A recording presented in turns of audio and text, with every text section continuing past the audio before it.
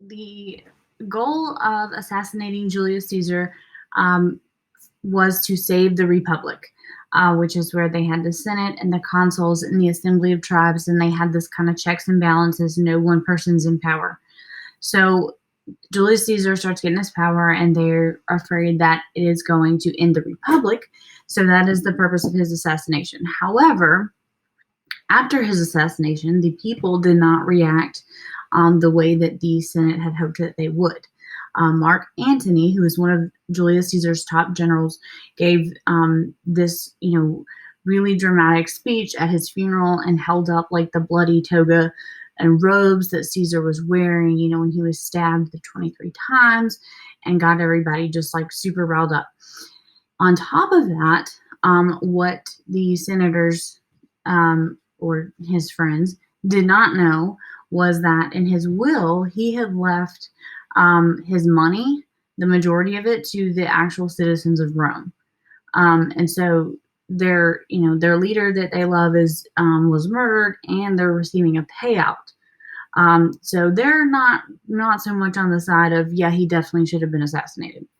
So this sparks a civil war between the senators, who had to flee for the time being because everyone was so riled up, between them, and then between Mark Antony, who I just talked about, one of his Caesar's top generals, and his grandnephew, whose name was Octavian.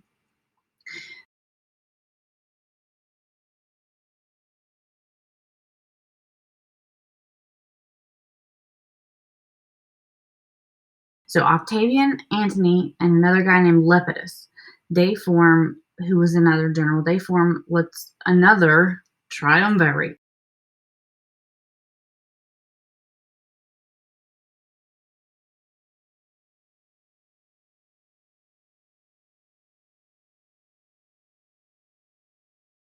So they are fighting against they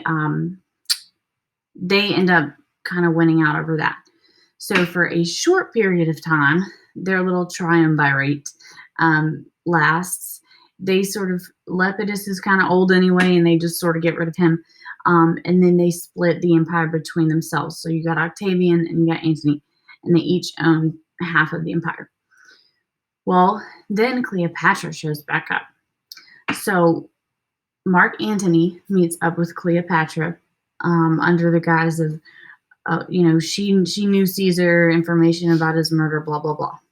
So he ends up hanging out in Egypt for a while with her, and they have twins, um, Cleopatra Selene and Helios, I think was the, anyways.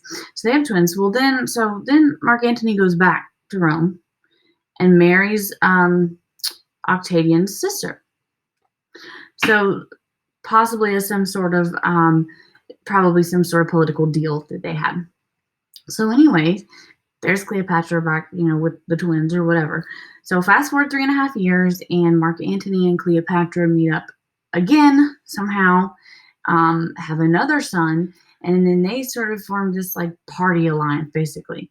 And basically they're just going around partying all the time and flaunting it, and just not behaving the way that sort of you would think that he should, as the ruler of half of the Roman Empire, or the Roman, it wasn't empire yet, region.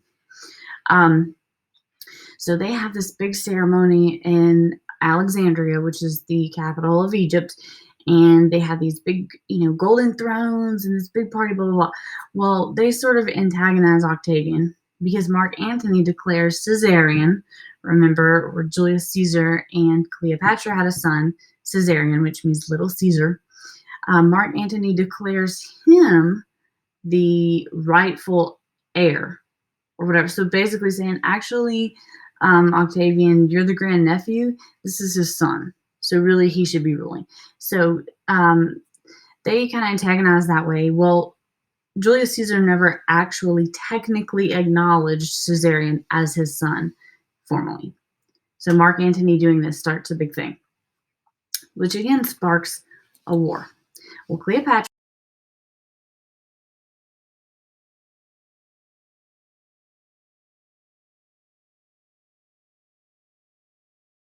Cleopatra has control of Egypt, and Mark Antony has the half of Rome.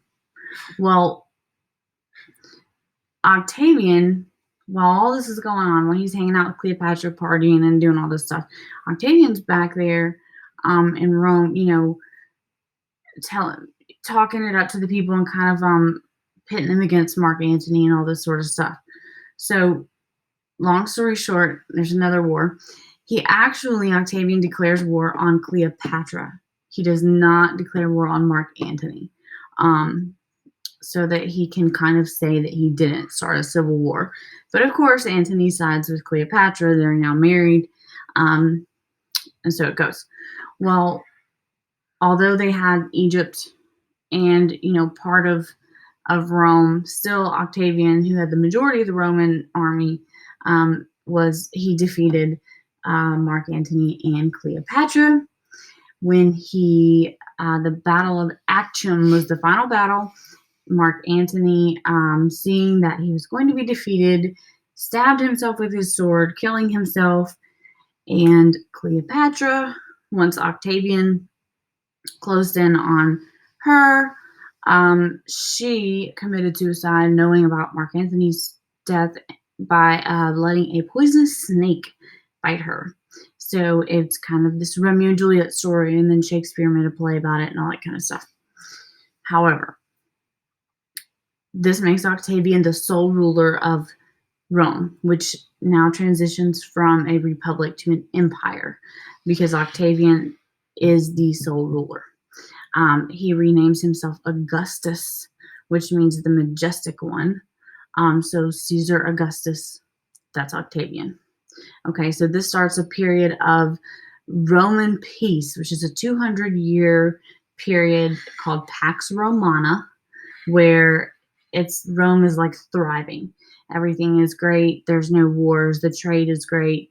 And that's kind of the golden age of Rome.